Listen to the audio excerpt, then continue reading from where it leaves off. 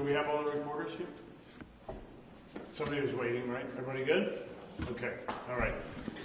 Good morning, everybody. My name is Sergeant Glenn Vandegrift with the Bensalem Township Police Department. We're here today to announce the arrest of Harrison Jones, who lives in Rockford, Michigan, for attempted homicide, arson, and related offenses. You see we have a group up front here today. I would like to recognize Bucks County District Attorney Jennifer Shorn, the Mayor of Bensalem Township, Joseph DiGirolamo, Bensalem Township Director of Public Safety, William McVeigh, members of the Police Command Staff, Deputy District Attorney A.J. Garabidian, members of the Bensalem Township Police Criminal Investigations Division, and Bensalem Township Fire Investigators. We'll have some opening comments from Director McVeigh, then we will show a brief video, and then the District Attorney will have some comments afterwards. Thank you. Director McVeigh. Thanks, Sarge. Good morning, everyone. Thank you for being here. I'm going to run through the timeline of what transpired on February 10th, starting at 5:22 in the morning. Bensalem Police Department, along with our volunteer fire department, were dispatched to 5284 Merganser Way in Bensalem for a dwelling fire. Upon their arrival, 6 adults were located outside of the house who had successfully evacuated. They were all suffering from smoke inhalation and all had to be transported to local hospitals for their condition.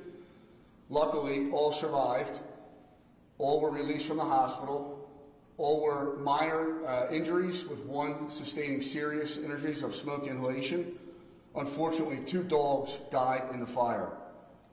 At the time the fire started, all the residents in the house were sleeping. This is obviously a nightmare for anyone. The mother of the house reported to police that she heard suspicious noises coming from the first floor of the residence. She believed it to be her adult son. She walked out of her bedroom to investigate and saw what she believed to be the son walking down the steps. It was later determined that was not the son. It was a stranger in the residence. She went back to her room and the suspicious noises continued. At 5:17, she exited the room and walked downstairs to discover fire in the kitchen and in the living room, along with the floor of the house. At that point, she took immediate action and evacuated all the residents of the house, one of which had to jump from the 2nd story. Police and fire began their investigation immediately, and the cause of the fire was determined to be an arson, as it was believed to be intentionally set. Surveillance video from the street played a significant part in this investigation. At 5:01 in the morning on February 10th, a dark-colored Volkswagen Passat pulls up at the intersection of Merganser Way and Mailer Drive. A subject exits the vehicle and goes to the rear of 5284 Merganser Way. He's there for approximately 4 minutes and then goes back to his vehicle. It appears he's retrieving something from the vehicle, and he's also turned the vehicle off. He then goes back to the rear of the residence, where he stays for approximately 12 minutes. At 5:18, that individual is seen running from the rear of the residence and flees the area in the Volkswagen. 30 seconds later, smoke is seen coming from the rear of the property and an explosion of fire. That is when our officers showed up with the fire department minutes later, and they found the house fully engulfed in flame. The tag on the vehicle, through our intersection cameras and our license plate readers, was determined to be out of Michigan. Our detectives then began their investigation and tracked the whereabouts of when this vehicle came into Bensalem and when it exited Bensalem. What they determined was that this vehicle came off of I-95 at Street Road at approximately 1:24 a.m. and drove directly to the neighborhood on Merganser Way. He then sat there for a few hours until responding to the rear of the property to ignite this fire. He then enters back on 95 South at 5:24 after fleeing the neighborhood at 5:18. So he literally got off of 95, went to the residence, responded back to 95 to flee. That vehicle's tag comes back to an address in Michigan. Our police department immediately began to coordinate their efforts with the Kent County Sheriff's Department, and we advised them of the role of this vehicle in this arson. We also discovered that the vehicle's owner had a 21-year-old son named Harrison Jones. This individual is the sole user of that Volkswagen Passat, and he was also the ex-boyfriend of a 21-year-old female who was recently engaged in an online relationship with a 22-year-old son at the Merganser Way residence. On February 12th, the Kent County Sheriff's Department, based on this information, executed a search warrant of that residence. During that search warrant, they recovered lidocaine burn cream, gauze wrappings, a locking pick, and also recovered the Volkswagen Passat that was used that evening. Mr. Jones was interviewed but did not provide much information. He did state, or did deny, that he was ever in Pennsylvania. We have surveillance from a local Wawa within an hour of Bensalem that contradicts his statement and captured his image at the Wawa prior to the fire being set. This family was extremely lucky to survive this. It is clear to us that Mr. Jones had murderous intentions that evening. 6 people were residing and sleeping in that residence when the house was lit on fire. He drove over 730 miles, 11 hours, to do what he did, and then drove directly back home. It's a miracle they all survived, and we credit the mother of that house for taking the action she did to protect her family and ensure that they all lived. I would like to thank the Kent County Sheriff's Department for their actions in this case. I'd also like to thank our district attorney and her staff for their immediate assistance on this.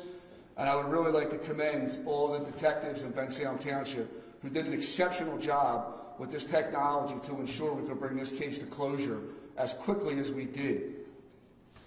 Mr. Jones is in custody currently in Michigan. Our district attorney's office has approved the warrant for his arrest. He will be extradited in the near future, and our district attorney, Jennifer Shorn, will comment on that and give you other remarks on the investigation as well. Would you like to show the video first, Glenn? Thank you.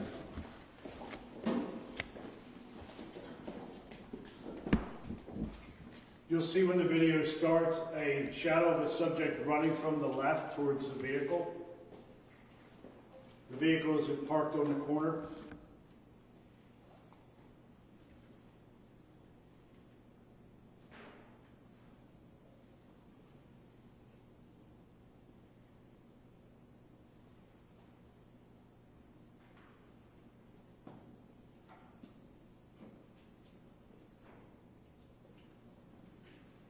That is the Volkswagen that was tracked through license plate readers and township intersection cameras.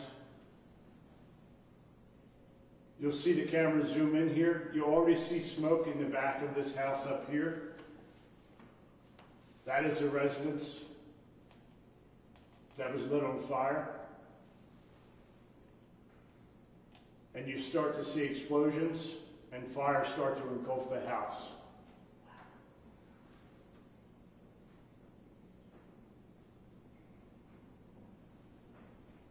You'll next see some body camera video from one of our officers as they arrived on scene with the house fully engulfed.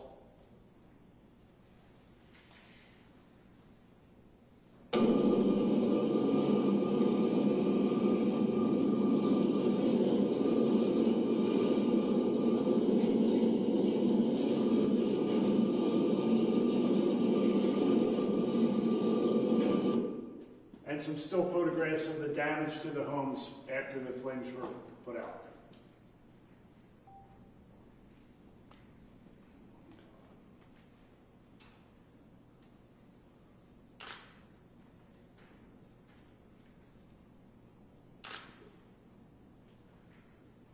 This is Harrison Jones, who has been charged with these crimes.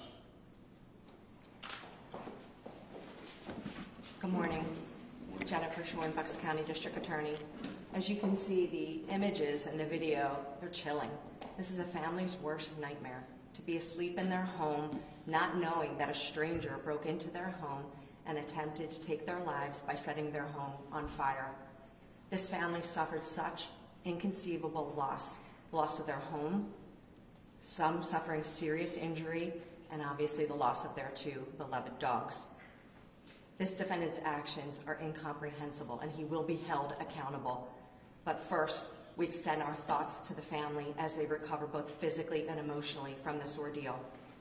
I want to commend and echo Director McVeigh's sentiments as to the first responders who arrived on scene to render medical aid to the family, to make sure that they got to the various hospitals to treat their needs, and obviously to fight and contain this fire so no other homes were destroyed and no other lives lost.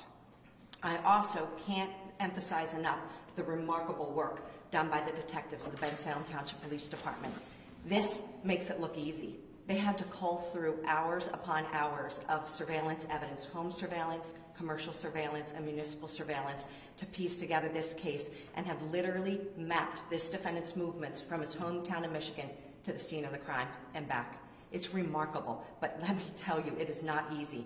But thanks to their efforts, they have given us the tools that we need to make sure that this defendant is prosecuted to the fullest extent. My colleague, A.J. Garabedian, who specializes in arson prosecution, is assigned to prosecute the case. This defendant faces 13 felony counts and 9 misdemeanor counts, where the total penalty exceeds more than his lifespan.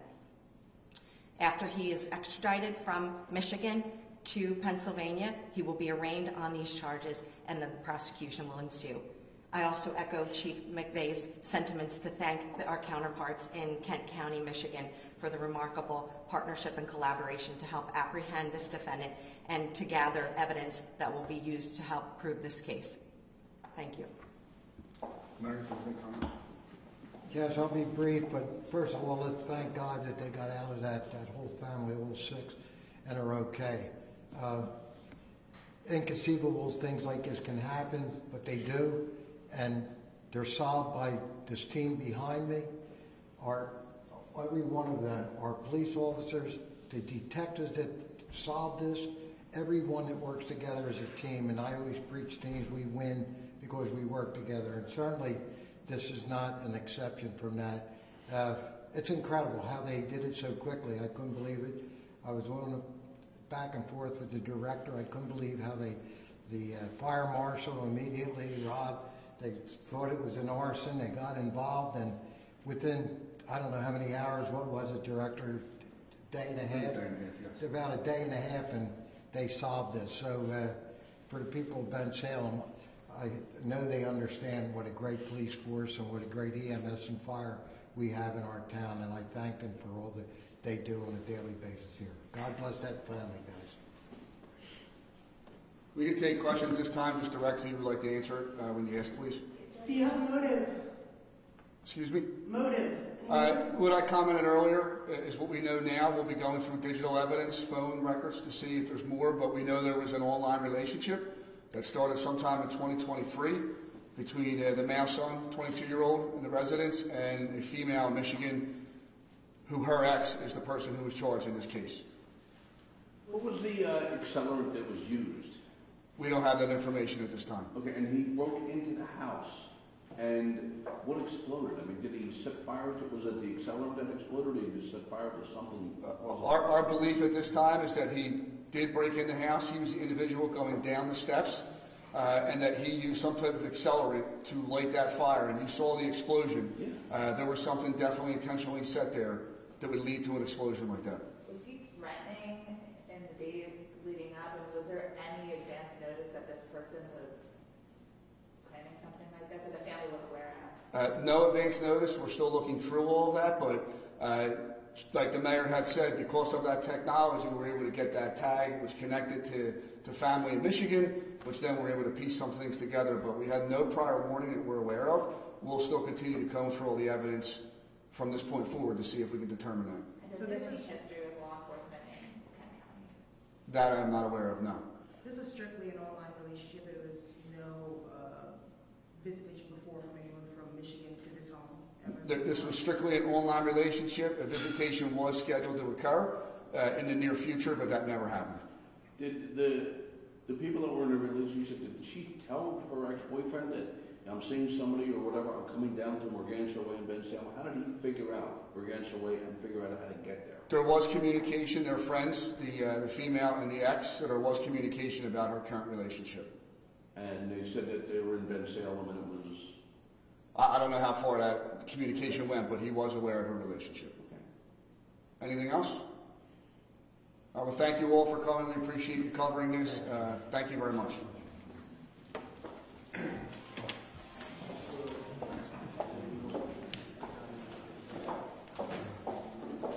Does anyone need this video again played or anything? you need it, Glenn will be here. Thanks, Robert.